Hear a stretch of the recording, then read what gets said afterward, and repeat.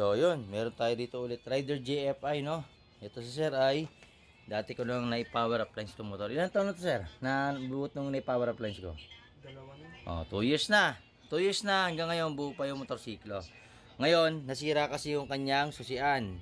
Ang nangyayari is, sakit na to ng mga Suzuki. Natatanggal yung susi, no? So, ngayon, bumili siya ng anti-thief. So, paano ko nga ba ginagawa? So, paano ko nga ba yung kinakabit to? Hindi ko po agad to sinasalpak. Kasi nga, naka-power appliance na to. Means, yung wire nito is pinaltang ko na. Ayan, makapal na po yan. Ito, tagal na to. 2 years ago, yung ginawa ko. So, bubuksan ko po ito. Then, itatransfer ko rito, hihinangin ko. So, mamaya papakita ko sa inyo kung paano yung gagawin ko. Kasi magkaiba sila ng terminal, oh. Tingnan nyo to. Ito naka-male. Ito naka-female. Saka manipis po kasi yung wire na ito.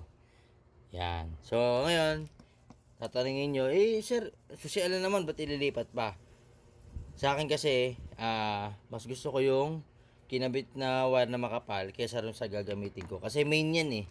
Main supply yan. Pag susian, siya yung trigger, di ba? O, main susian yan. So, dapat, makapal pa rin yung wire. So, ililipat ko siya papunta dito sa bago. Okay? So, mamaya, papakita ko yung scenario. Ano ko lang. Bubuksan ko lang, okay? So, abangan nyo lang to.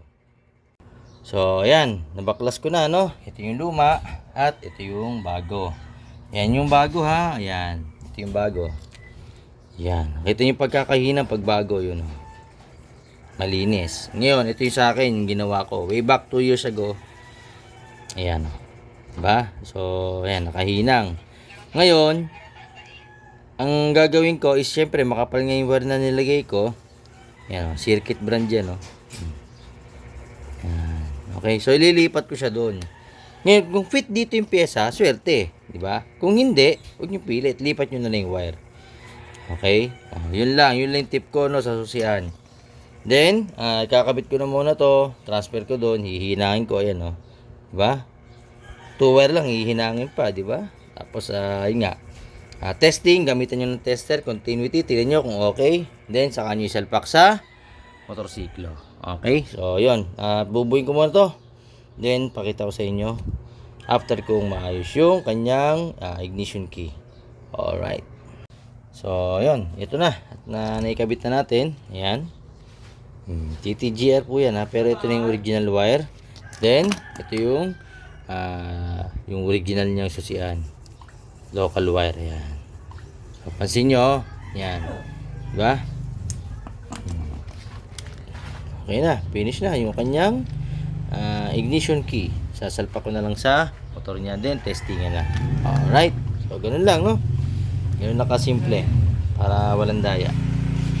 So yun, ito na yung luma, no? Yung original. Yan, nilagay ko lang yung sa loob pero hindi yan na-fitted, no? Then ito na yung bago, no? Nakakabit na. So testing natin. Yun, no? On. Okay na siya. Then, try natin i-lock. I-lock natin. Push. Then, lock. Yun. Okay. No? Yan. Yan. Okay. Then, try natin. Yun ulit. Kung mahuhugot pa. Ayaw na. No? Okay. Yun lang. So, finish na yung kanyang motor at good to go na ulit. No? Finish na to. Alright. Yun lang. Sana nakakuha kayo ng tip. At sa mga gustong paggawa, PM nyo lang ako. JJ Humble Works, to God be the glory. Maraming salamat po.